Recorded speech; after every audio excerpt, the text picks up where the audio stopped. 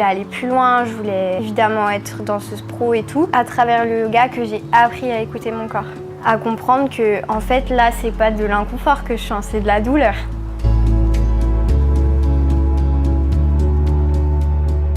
Est-ce que les douleurs arrivent tout de suite quand tu fais mal les choses ou est-ce qu'elles peuvent arriver au bout d'1 an, 2 ans, 3 ans? Je pense qu'elles arrivent après, quand tu as bien usé ton corps.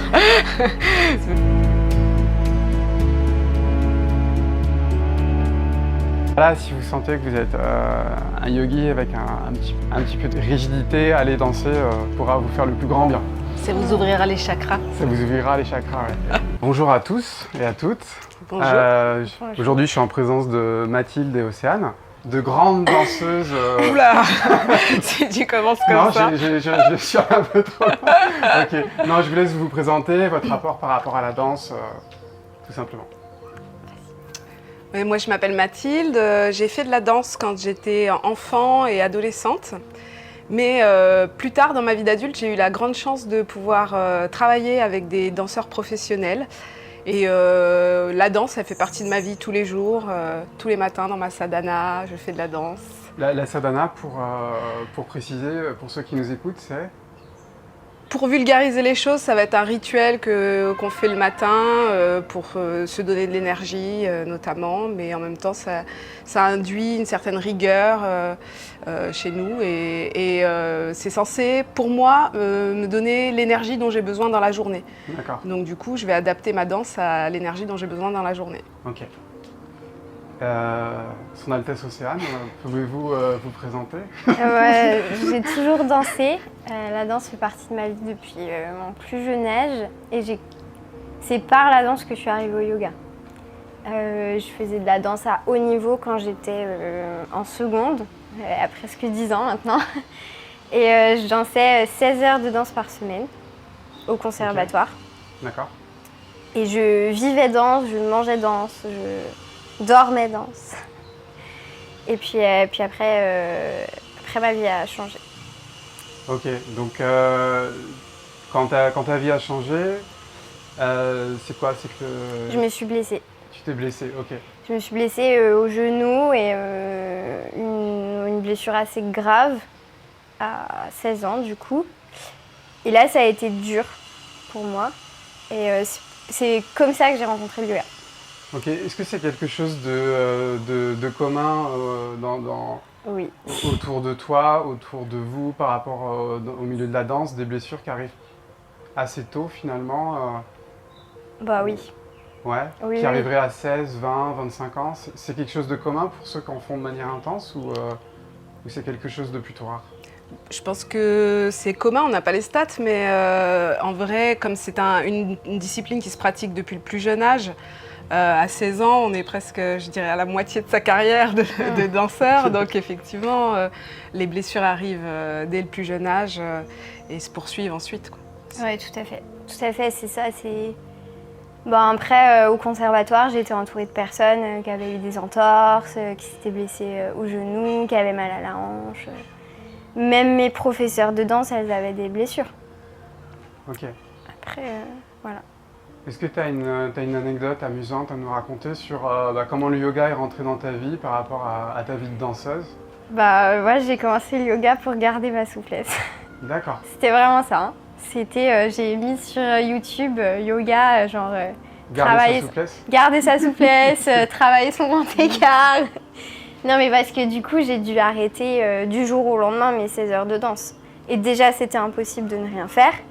Mais en plus de ça, tout ce que j'avais mis des années à acquérir, je voulais pas que ça s'en aille. Donc, j'ai commencé comme ça, ouais. Okay. Et du coup, c'était amusant dans le sens où, au lieu de faire mes grands écarts au mur le soir avant de m'endormir, je les faisais sur un tapis de façon différente. Ok. Et toi, Mathilde, ta rencontre avec le yoga par rapport à la danse, qu'est-ce que... Ma rencontre avec le yoga, c'est bien après la danse, mais une des choses que je dois retenir le plus, c'est que dans la danse, moi je suis hyper laxe. Dans la danse, c'était hyper valorisé, on me disait va plus loin, tout ça. Et quand je suis arrivée au yoga, la première fois qu'un prof m'a dit oula, toi tu es hyperlaxe, tu vas faire attention, tu vas pas aller trop loin. J'ai halluciné parce que je me suis dit c'est la première fois qu'on me dit ça et ça va complètement à l'encontre de ce que j'ai entendu toute ma vie avant. Donc voilà pourquoi ça m'a transformée un peu aussi. Okay. Après, pour ceux qui nous écoutent, peut-être que le but de la danse est complètement différent de celui du yoga. Complètement, oui. Oui, parce qu'on est là pour faire du beau, de l'art, de la performance, alors que au yoga, tu apprends que la performance est le dernier des buts recherchés. En fait, dans la danse, ton corps, c'est ton outil pour créer, pour l'art. Et oui, certes, je pense que les danseurs ont une très grande conscience corporelle, mais au final, j'ai aussi la sensation que dans le yoga, on apprend à écouter son corps, ce qu'on ne fait pas forcément avec la danse, même si c'est notre outil de tous les jours. Donc ouais, donc même si c'est ton outil de tous les jours, tu fais pas forcément attention Non. à préserver finalement cet outil de travail. Non, parce que comme disait Mathilde, son exemple d'hyperlaxité, c'est hyper flagrant parce qu'on va toujours se pousser plus loin en fait, toujours se pousser dans les retranchements de notre corps, aller plus loin.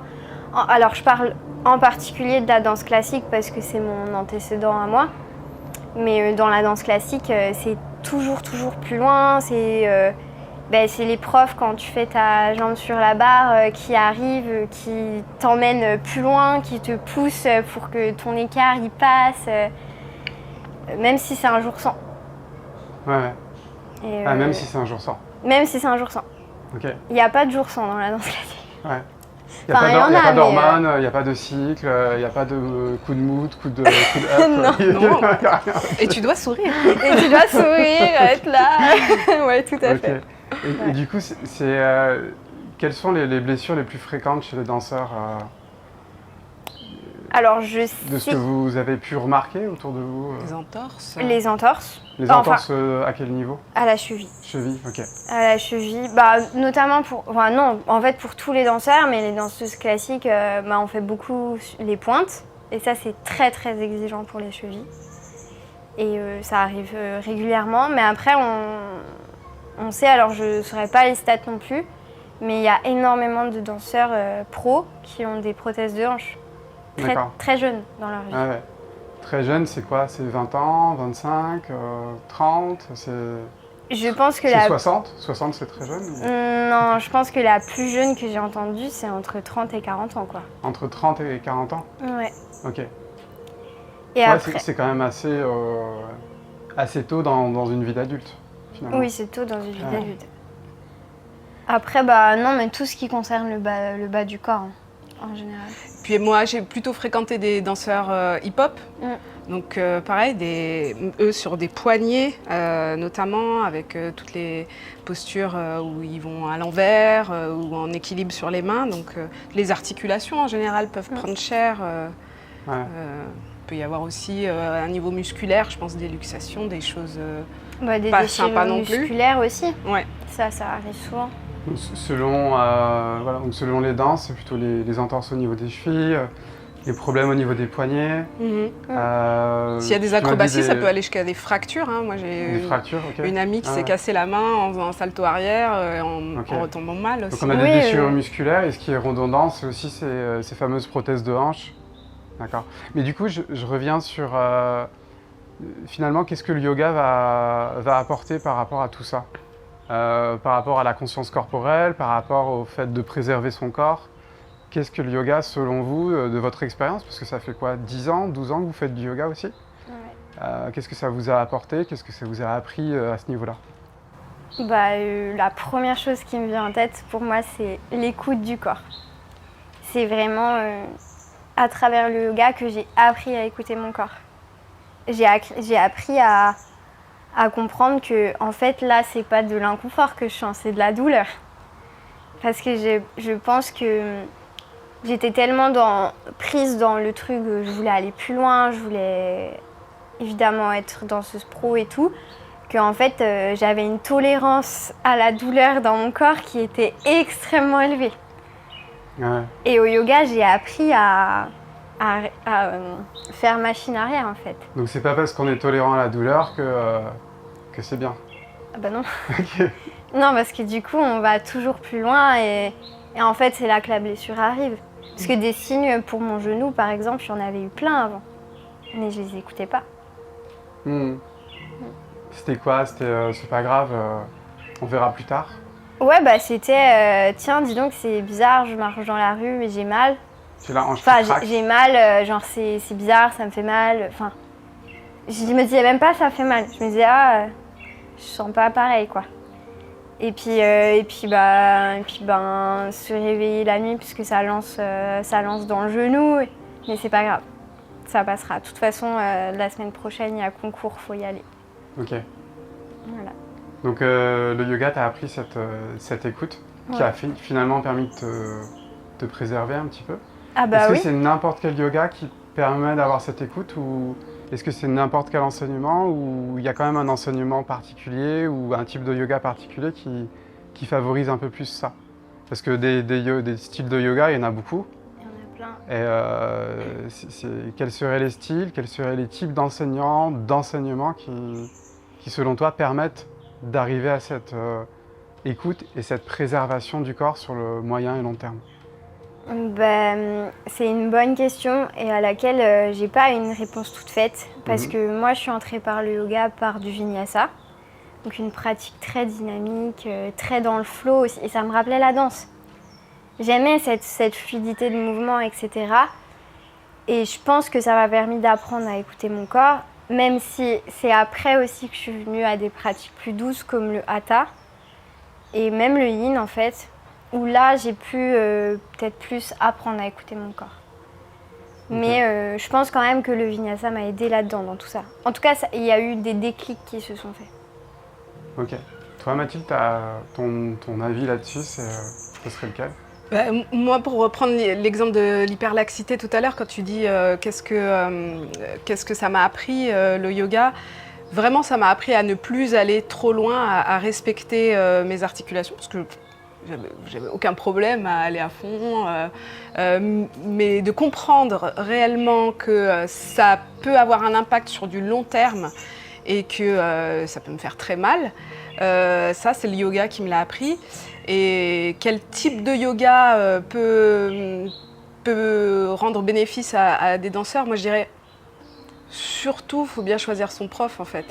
Il y a des profs qui ont su m'expliquer clairement que fallait que je me positionne comme ça, que je microplie mon genou, qui ont fait attention à moi. Et c'est le conseil que je donnerais du coup à ces personnes-là, c'est de rencontrer les bonnes personnes aussi. Parce que c'est vrai que quand on a des danseurs en cours, on peut présupposer qu'ils ont une bonne pratique parce qu'ils ont l'air souples, parce que les lignes sont belles. Mais peut-être que quand on regarde en profondeur, finalement, c'est pas exactement ça qui se passe. C'est pour ça que c'est peut-être délicat pour un prof de voir ça en fait. Qu'est-ce que toi, tu te fais souvent, est-ce que tu t'es fait souvent corriger, assister en cours, Océane, Mathilde? Bah oui, Ouais. Très souvent. surtout quand je suis arrivée à Yoga Saint-Pierre. Ok. Non mais en fait, le truc c'est que quand j'ai commencé le yoga, j'ai commencé par YouTube. Donc Forcément, il sort pas de la télé. non, il sort pas de la télé. Après, j'ai pris un premier cours dans un studio parisien. Et c'était incroyable, c'était mon tout premier cours de yoga vraiment et tout. Et la prof, elle était venue une ou deux fois m'assister, mais après on était nombreux aussi. Hein. Et puis après je suis arrivée à La Réunion, je t'ai rencontrée. Et là j'ai découvert les assistes. Ok. Et là, c'était beaucoup de... Je me rappelle, j'étais tout le temps hyper tendue des bras, presque peut-être comme ça, je me rappelle plus exactement. Mais tu venais souvent m'aider à micro-plier parce que, comme toi tu disais, moi micro-plier, je savais pas ce que ça voulait dire. Est-ce que vous pouvez me dire l'intérêt de micro-plier? Qu'est-ce que ça permet dans l'engagement musculaire, dans la proprioception? Qu'est-ce que ça vous a apporté? Est-ce que tu peux donner un exemple avec ton bras? Ok. Voilà, donc ça c'est une planche, ça ressemblait à ça. Ok. ou un chien tête en bas. Donc dans l'articulation du coude, ça termine. Complètement. Okay. Et du coup, je sais qu'aujourd'hui... Et là, ce que tu viens de faire, c'est ta micro-plié. Oui, j'ai micro-plié. Pour pouvoir avoir l'engagement des biceps, des triceps, par exemple. Ok. T'as bien vu. Bravo Cyril. Non mais effectivement, en micro-pliant, je pense qu'on sollicite... alors je sais pas si c'est juste, mais je pense qu'on sollicite plus le cœur du muscle plutôt que les tendons. Ouais. Et du coup, ça protège inévitablement des tendinites, des inflammations au niveau des terminaisons du muscle en fait. Et alors que quand on est hyper laxe, on va solliciter beaucoup plus les tendons, enfin la fin du muscle, et ce qui est peut-être pas finalement très bon.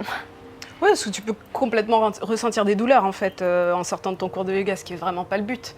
Tu rentres pour avoir un corps plus sain, prendre soin de toi, et puis tu ressors et t'es... Est-ce que les douleurs arrivent tout de suite quand tu fais mal les choses, ou est-ce qu'elles sont arrivées, ou est-ce qu'elles peuvent arriver au bout d'1 an, 2 ans, 3 ans? Je pense qu'elles arrivent après, quand tu as bien usé ton corps. Mais oui, et c'est pour ça que tu fais pas forcément le lien avec ce que tu as pu faire pour engendrer ça. Tu te dis, oh, j'ai mal. Qu'est-ce qui se passe? Qu'est-ce qui se passe? Oh, la vieillesse. Tu vois, tu vas externaliser la cause. D'accord. Mais du coup, est-ce que le yoga peut améliorer la technique et la performance des danseurs? Parce que, à la limite, peut-être que ceux qui nous écoutent et qui sont danseurs, qui ont envie de faire des compètes et de performer, se blesser, peut-être qu'ils se disent que c'est pour plus tard. Ouais, ou qu'ils se disent que ça fait partie du game. Mais qu'en est-il de la performance et de la technique, de la proprioception? Justement, parlons de proprioception. Je pense que c'est un des plus grands bénéfices que j'ai pu avoir en yoga. J'ai lu récemment un article sur l'hyperlaxité et les danseurs. Et j'ai halluciné de me rendre compte qu'en fait, ça pose des problèmes réels de coordination, de proprioception, et que ça, j'ai pu le trouver dans le yoga, par exemple. Et je me dis que tout danseur pourrait bénéficier de ça s'il fréquentait un cours de yoga régulièrement. Oui, tout à fait. Et puis, au-delà de ça, l'un des principaux bénéfices que j'ai vus personnellement pour moi, c'est l'équilibre. Ouais, la stabilité. La stabilité. En fait, oui, certes, c'était facile pour moi de monter sur mes pointes, d'être sur demi-pointe, de tenir, mais quelques secondes. Alors qu'aujourd'hui, en sachant poser mes pieds, engager les bons muscles, solliciter mes fessiers aussi, ça m'a vraiment permis de gagner en stabilité et en équilibre. Et après, il y a eu d'autres choses. Alors, moi, j'ai toujours confondu ma droite et ma gauche. j'ai des soucis de coordination, c'est comme ça. Hein. Et puis après, 1000 arbres, ça va mieux ou... Oui, quand même. Non, mais je veux dire, par exemple, au yoga, quand je suis dans un cours, alors, pas en tant que prof, je sais que je me trompe entre ma droite et ma gauche, mais quand je suis élève, le prof va me dire pied droit, main droite, c'est bon. Par contre, à la danse, quand on me disait pose ton pied droit, et si j'étais un peu fatiguée, là, c'était fini. Je pouvais poser mon pied gauche, quoi. Et du coup, et au yoga, ça me le faisait pas quand j'étais fatiguée. Mais je pense qu'en fait, parce que j'étais vraiment dans mon corps et j'étais moins dans l'esthétique du corps. Je sais pas si on voit la différence, mais c'est-à-dire qu'à la danse, j'avais vraiment ce désir de faire beau, de faire bien, alors qu'au yoga, j'avais ce désir de je vais prendre soin de mon corps. Et du coup, là, le shift mental, il se faisait plus facilement et donc j'étais plus dans l'écoute et je me trompais moins. C'est un peu comme si tu essayais de peindre une super toile, mais ton atelier, il est en bordel, il y a des toiles d'araignée partout, il fait noir, il fait sombre. Et alors que si tu es dans un endroit qui est épuré, qui est blanc, il y a de la lumière, tu te sens bien, tout est bien rangé, c'est quand même plus facile de peindre une belle toile. Exactement. Oui, c'est... Là, l'image mentale qui me vient, c'est au yoga, j'ai l'impression qu'il y a des fleurs qui sortent de mon corps. Okay. Et à la danse, c'était plutôt des épines parfois qui sortaient de mon corps. D'accord, ok. Donc on avait pris les roses et puis on avait coupé la tête, puis on t'avait Voilà. balancé le reste. Exactement. Quels sont pour vous les éléments clés et incontournables d'un cours de yoga qui serait efficace pour les danseurs? Il y a une idée à droite là, peut-être, une idée à gauche qui est en train d'arriver. Déjà, je pense que d'introduire pour un danseur qu'il est dans un cours de yoga et que la première des choses, c'est qu'il ne doit pas aller chercher la performance, là, il doit aller en interne, s'écouter. Je pense que c'est la première des consignes, je pense, qui pourrait faire du bien à un danseur. Ok. Et puis ensuite, oui, travailler sur tout ce qui est appui, les micro-plis, la conscience du corps, tout ça, ce sont des choses qui sont complémentaires avec ce que le danseur a déjà appris dans sa formation. Il n'arrive pas sans rien savoir.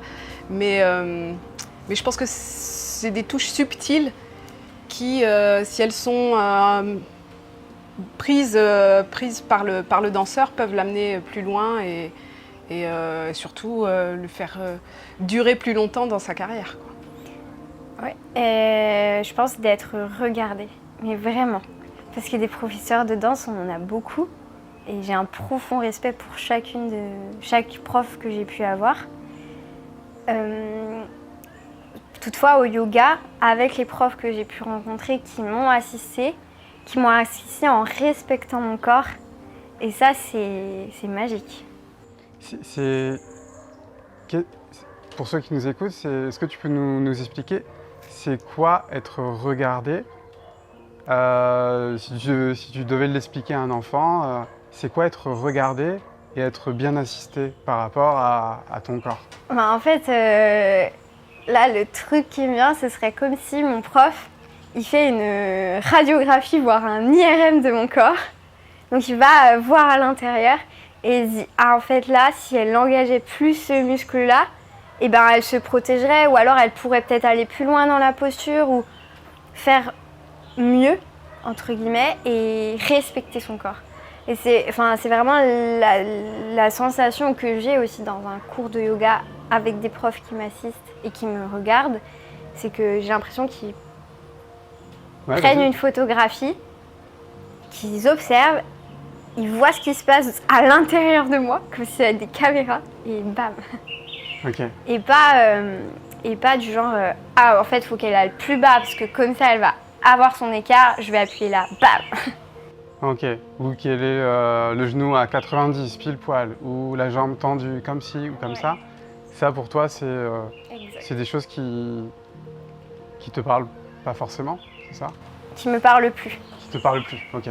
Qui t'ont parlé donc déjà? Oui, qui m'ont parlé forcément à un moment donné dans ma vie, quand je dansais beaucoup, ma prof elle me disait de tendre ma jambe parce qu'il fallait que ma jambe soit tendue et que mon bassin soit comme ça, je le faisais et je me disais que c'était bien. Mais parce que je ne savais pas qu'en fait je faisais du mal à mon corps. Voilà. Ok. Et toi, pour toi, Mathilde, en quelques mots, être regardée, c'est quoi exactement?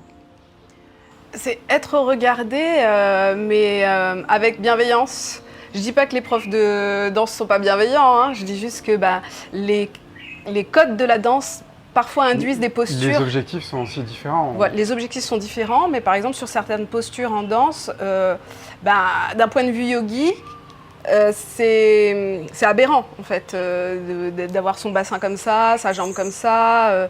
C'est pas. Quand tu dis d'un point de vue yogi, c'est-à-dire que tous les yogis ont conscience que ça pourrait être aberrant ou Non, les yogis que j'ai rencontrés, peut-être. Okay. Je vais parler que pour eux, mais effectivement, c'est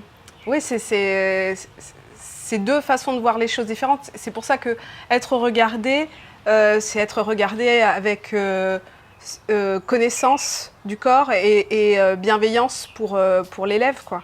C'est Bon, j'ai en place une quand même pour un prof de danse quand j'étais petite qui s'asseyait, qui nous appuyait dessus, qui prenait notre jambe, qui la montait.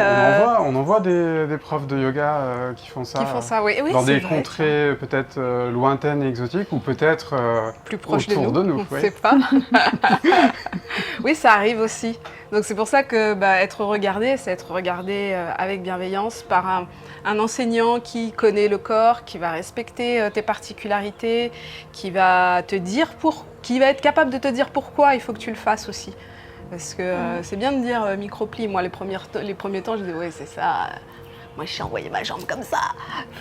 Alors qu'en vrai, non, il y avait une vraie raison. Et quand on me l'a expliqué, je me suis dit ah oui, c'est vrai que c'est intéressant. Okay. Oui, tout à fait. Effectivement, en fait, peut-être que tous les profs de yoga ne sont pas comme ça. Mais en tout cas, ceux que j'ai rencontrés et ceux avec qui j'ai le plus pratiqué aussi, je me sentais comprise dans mon corps. Je dirais de la bienveillance et de la compréhension du corps aussi. Qu'est-ce que le yoga peut apporter aux danseurs en termes de confiance en soi, de gestion du stress, de gestion des événements, de lâcher prise, de prise de recul? Qu'est-ce que le yoga apporte réellement quand il est pratiqué régulièrement par un danseur? Est-ce que vous avez une idée là-dessus? Est-ce que vous avez des idées? Au risque de me répéter, je pense que un danseur peut dans un cours de yoga, pour une fois, laisser tomber la performance. Pour une fois, se dire bon, là, je suis là pour me faire du bien, je ne vais pas aller trop loin. Et puis peut bénéficier évidemment de stabilisation, d'une meilleure, on l'a dit, proprioception, d'une meilleure coordination. Est-ce qu'ils respirent bien, par exemple, les danseurs? Intéressant. Ok. Non. Non? Mais, Ils respirent pas pareil déjà. non, on respire pas pareil. Je vais parler uniquement pour moi. Après, même si je pense que c'est partagé par d'autres personnes avec qui j'ai pu danser, mais le monde de la danse, c'est un monde très très stressant.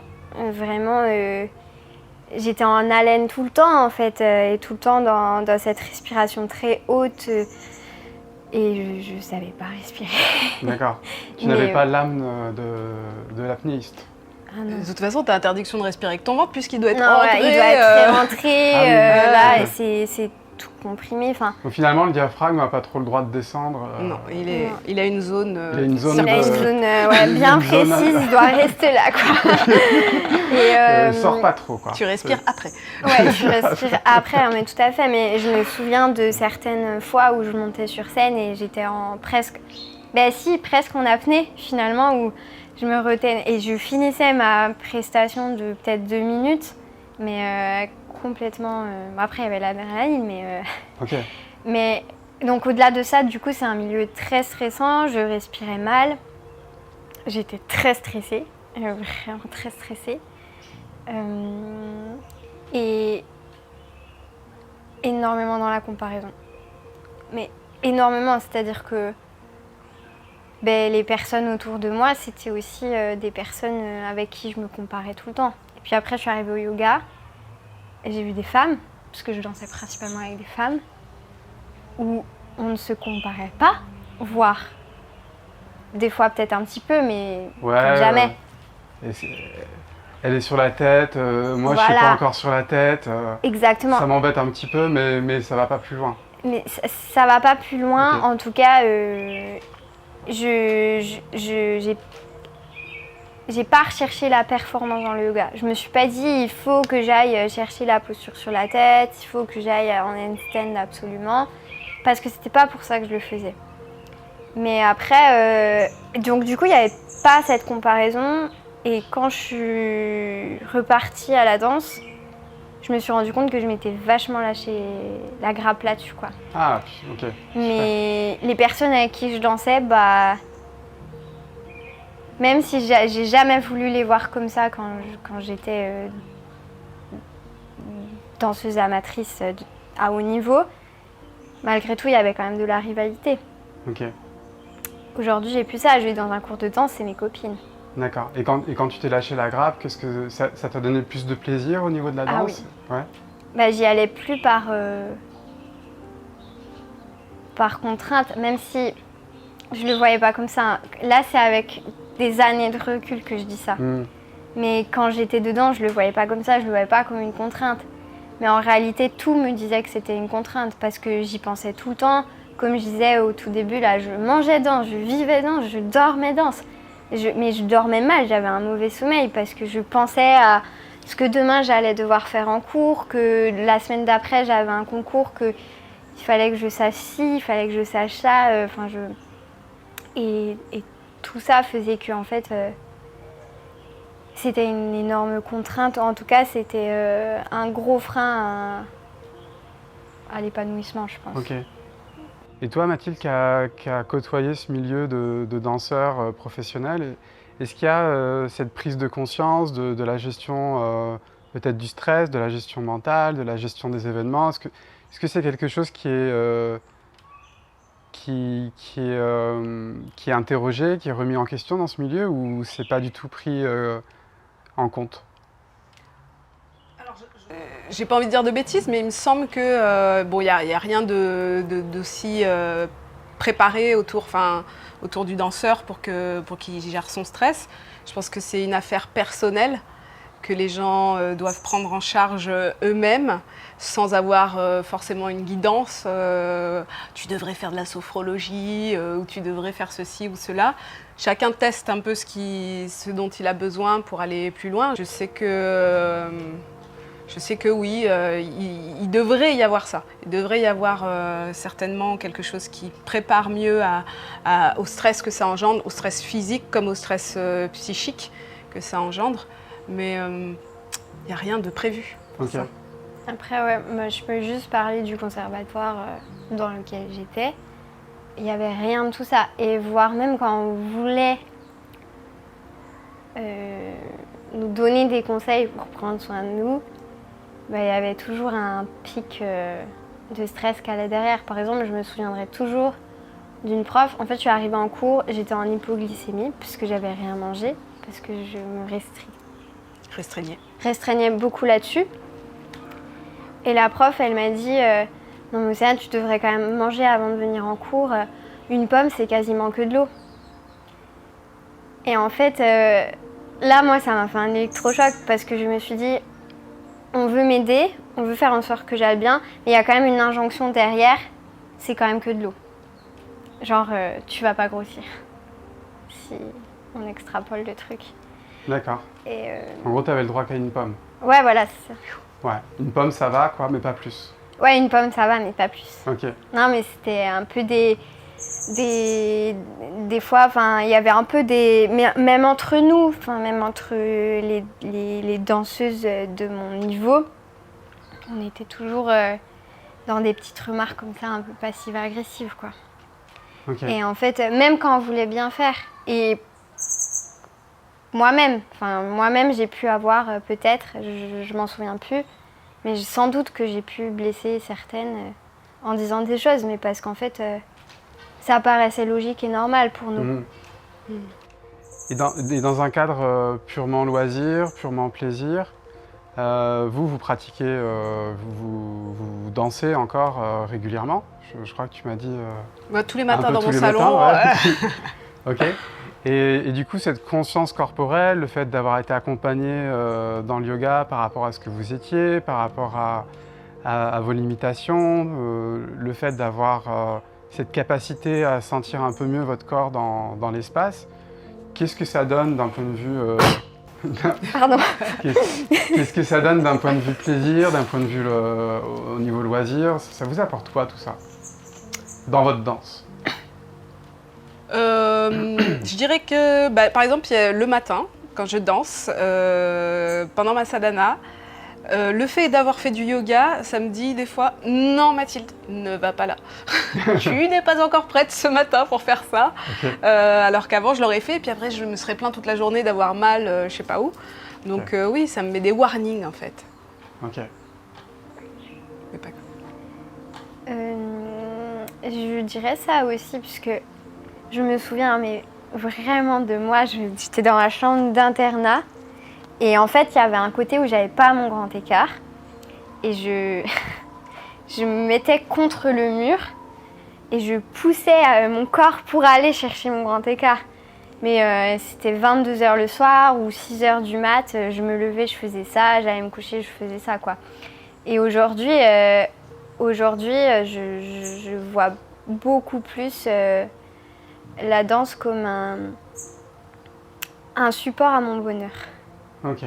C'est comme si quand je mets de la musique et je vais danser, ben, tout de suite ça me met en joie. Il n'y a plus cette pression de devoir performer. Et ça, je pense que c'est le yoga qui me l'a donné. Ton corps, c'est ton outil pour la vie. Certes, dans la danse, c'est ton outil pour faire ton art. Mais justement, fais sortir ses fleurs plutôt que ses épines, quoi. Ouais. En fait, quelque part, t'as une espèce d'hyper-conscience ou d'hyper-intelligence qui te dit là, Océane, c'est les épines, il faut arrêter. Et là, Océane, c'est les fleurs, vas-y, exprime-toi, prends du plaisir. Ouais, exactement. Et au-delà de ça, il y a aussi quelque chose ça m'a vraiment aidé là-dessus, c'est que dans la danse classique, c'est très rigide, très codifié. Faut pas dépasser, même quand je me préparais, il fallait pas qu'un cheveu dépasse de mon chignon, il fallait que tout soit parfait. Et dans le yoga, même si je pense que parfois on peut tomber dans la rigidité, à l'heure actuelle, j'ai pas cette sensation-là pour moi-même. Et ben, le yoga m'a permis de lâcher mon corps, de l'explorer d'une manière où j'allais dans des zones où mon corps se relâchait vraiment, où j'ouvrais des parties de mon corps aussi que je ne connaissais pas. Enfin, c'est comme si quand j'ai ouvert la boîte yoga, il y a eu tout un monde qui est apparu dans mon corps que je ne connaissais pas avant, alors que je pensais être vraiment très connaisseuse de mon corps. Et voilà. Enfin, il y a ça. Et il y a une autre chose encore, parce que certes, j'ai commencé le yoga pour être souple, mais j'ai découvert aussi une autre chose dans le yoga, c'est la force. La force, ok. Parce qu'en fait, j'avais des jambes très très musclées, qui ont toujours été très sollicitées du coup, mais un haut du corps, mais zéro. Je ne pouvais pas faire une seule pompe, quoi. Et après, il y a eu les chaturanga. Les chaturanga, pour ceux qui nous écoutent, c'est des pompes yogiques, quoi. Des pompes yogiques, ouais. Mais bien faites. Mais bien faites, exactement. Donc, et là, j'ai découvert la force. Et j'ai mon fil conducteur, mais dans cette force-là, j'ai remusclé mon corps. Et je l'ai redécouvert aussi. L'exemple le plus flagrant pour moi, et ça a pris des années, c'est mon dos. Parce qu'à la danse, on me disait toujours « tiens-toi droite, Océane », mais des fois, on me mettait un manche à balai là, entre les coudes pour que j'ouvre ça et tout. Et c'était très très dur pour moi. Et en fait, là, je commence à voir les bénéfices du yoga depuis presque 10 ans que je pratique maintenant, où mon dos se tient plus droit tout seul. Mais parce que j'ai musclé mon dos. D'accord. Je ne l'ai pas forcé à se tenir droit, mais je l'ai musclé. Et ça, ça fait toute une différence, même quand je me vois en train de danser devant un miroir, je me dis, ah oui, là, je vois mon port de tête naturel. Pas, ça me demande plus d'effort, alors qu'avant, me tenir droite, ouvrir ma tête, dégager... T'es passé de quelque chose de forcé à quelque chose de construit. Tout à fait, exactement. Mais ça a pris des années. Ok. Mais aujourd'hui, c'est un merveilleux cadeau. Je vais vous poser une dernière question. Ça serait quoi vos conseils que vous pourriez donner à des danseurs pour intégrer une routine à travers le yoga qui leur permettrait d'être plus performants, d'être plus à l'écoute, de moins se blesser, d'avoir plus de plaisir? Ce serait quoi les conseils à intégrer Mon conseil, ce serait Ne crois pas que la posture finale est le but à atteindre, que la variation qui est juste en dessous, elle peut t'apporter autant de bénéfices, sinon plus. Et donc ne va pas trop loin, fais attention à toi. Aime-toi, sois gentil avec toi. Tout à fait, je te rejoins amplement là-dessus.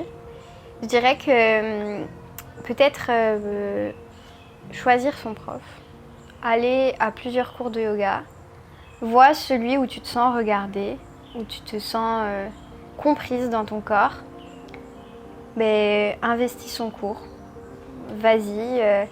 Et puis au-delà de ça, je te dirais de pratiquer aussi peut-être chez toi, commence peut-être par des salutations au soleil, etc. Juste pour j'entre dans mon corps. Peut-être le matin, tu vois, avant d'aller à ton entraînement de danse, fais un moment pour rentrer dans ton corps. Et ensuite, la troisième chose que je dirais, c'est la méditation. On en a peu parlé jusqu'à maintenant, mais malgré tout, ça reste une branche du yoga et un outil tellement précieux qui peut débloquer beaucoup de choses dans la vie. Qu'est-ce que ça peut débloquer? Est-ce que tu peux nous donner un exemple concret pour qu'on... Apprendre à gérer ses émotions. Ok. Le truc de...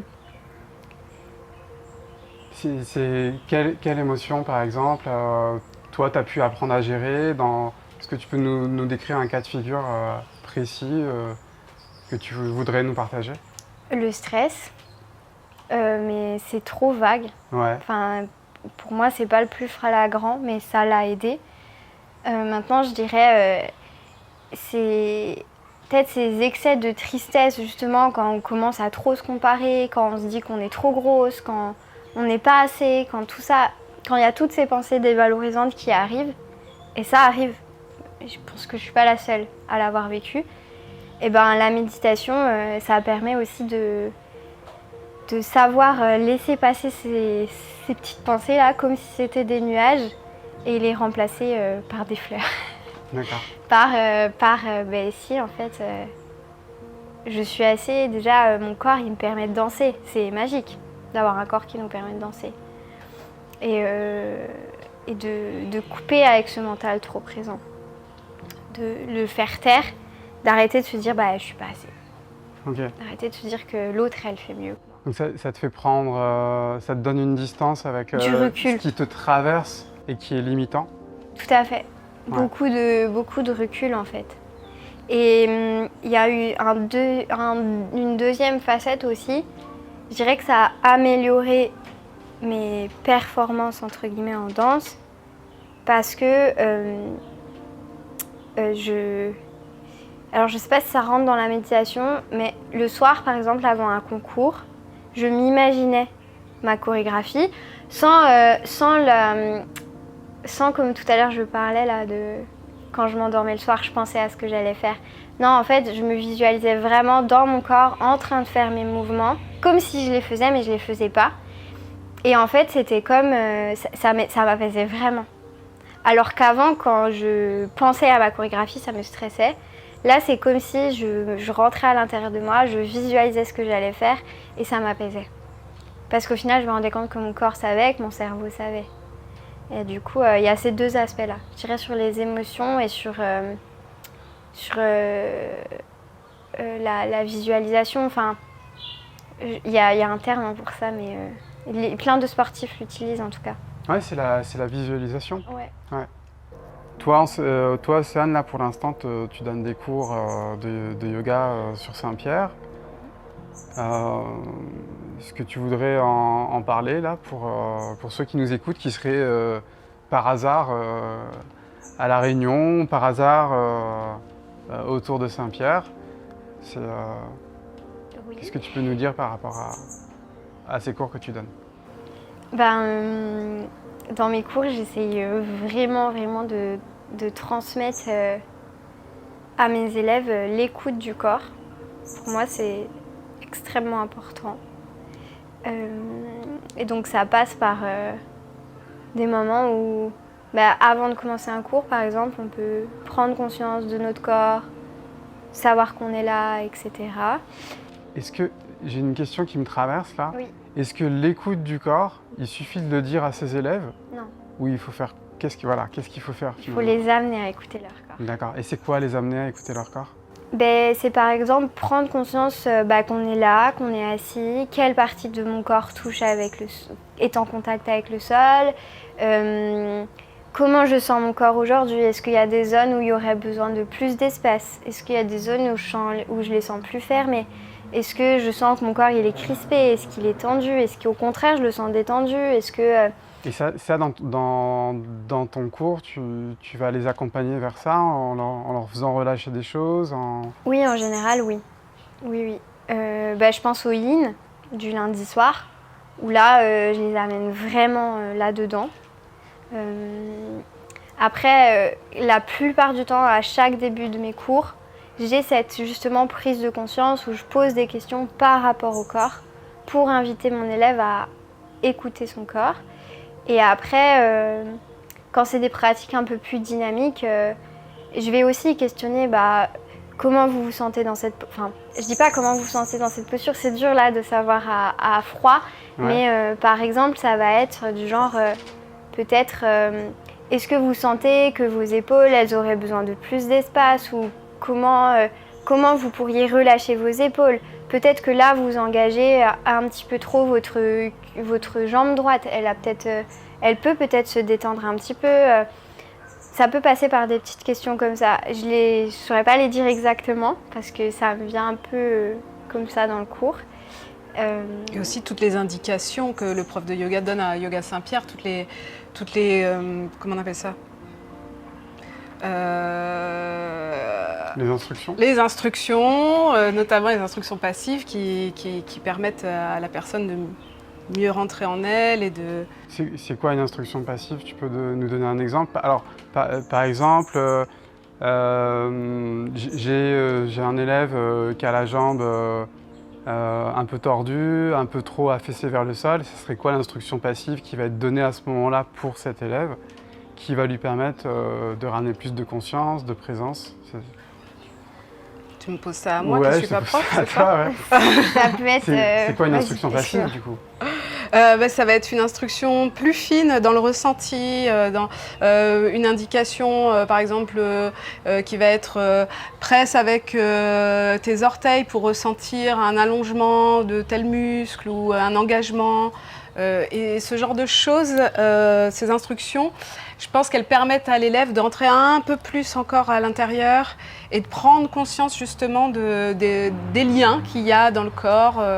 Là où il y a une douleur ou là où il y a un engagement, la différence, qu'est-ce qui me fait du bien en interne, tout ça, ça permet à l'élève d'être dans cette conscience-là, j'imagine. Et toi, Sian, quand tu donnes ces instructions passives et que tu vois qu'il n'y a pas de répondant, est-ce que tu interviens? Est-ce que tu viens assister? Est-ce que tu laisses faire? Oui, en général, je viens assister. Je viens assister là. Les élèves. Après, des fois aussi, je me réadapte parce que je me dis peut-être que c'était pas clair. Donc, je vais employer d'autres termes ou peut-être d'autres directions. Par exemple, quand je dis presser dans le sol avec le pied, peut-être que je vais voir que ça va pas marcher. Donc, je vais dire pousser cette hanche droite vers le ciel. Et là, ça va peut-être plus marcher. Ouais. Donc des fois, je me réadapte. Donc tu donnes pas des instructions sans regarder derrière si ça n'a pas été appliqué ou si ça a été appliqué ou non. Non. Et puis si vraiment que je vois que ça marche pas sur la plupart de mes élèves et que je peux pas tous les assister parce que je n'ai pas 14 bras, là, ça va être aussi peut-être l'objet d'un focus. Par exemple, on va revoir cette posture. L'exemple de ce matin, là, dans mes chaturanga, je voyais beaucoup de mes élèves avec les coudes écartés. Je leur disais, ramenez les coudes, magnétisez l'un vers l'autre. Imaginez qu'ils veulent aller se coller vers votre buste, ça ne marchait pas. Petite pause. Ok, on revoit ça ensemble. Et on en fait plusieurs. Et voilà. Et ça peut débloquer des choses. Pour ceux qui nous écoutent, par exemple, les coudes écartés comme ça abîme l'extérieur des poignets, donc ça abîme profondément les poignets. Au niveau des deltoïdes antérieurs, donc c'est les muscles qui sont dans l'épaule, ça vient tirer profondément sur les tendons. On ne le remarque pas forcément tout de suite, mais avec le temps, ça peut abîmer ces deux zones principalement. Alors que quand on ramène les coudes, comme Océane vient de le mentionner, ben on va aller chercher toute la musculature du bras, du dos, etc. Et c'est beaucoup plus agréable d'une part et beaucoup plus sain sur le long terme. Ça construit une force réelle pour des postures un peu plus avancées, un peu plus élaborées, un peu plus fun, un peu plus à l'envers. Instagrammable. Instagrammable. Donc ça peut améliorer aussi nos performances sur Instagram, même si c'est le dernier des objectifs. Exactement. On est d'accord. Et puis, je pense que pour finir, la danse et le yoga sont très compatibles. Il y a beaucoup de danseurs qui viennent au yoga. Et puis, je pense que le futur, c'est que les deux puissent être combinés tous les jours dans la vie de danseurs, par exemple. Ou de yogis aussi, ce serait bien qu'ils dansent un peu aussi. Ouais. C'est vrai que ça, c'est un truc que j'ai pas dit, mais souvent, j'essaye d'inclure des mouvements un peu plus fluides dans mes cours. Pour ramener aussi cet élan du corps. Ouais. Parce que parfois, les yogis sont pas très drôles. Si. Non, mais on peut le dire. On peut le dire. Des fois, on n'est pas très funky. Et même dans l'attitude, dans ce côté, on est sérieux, on est rigide, on est aligné.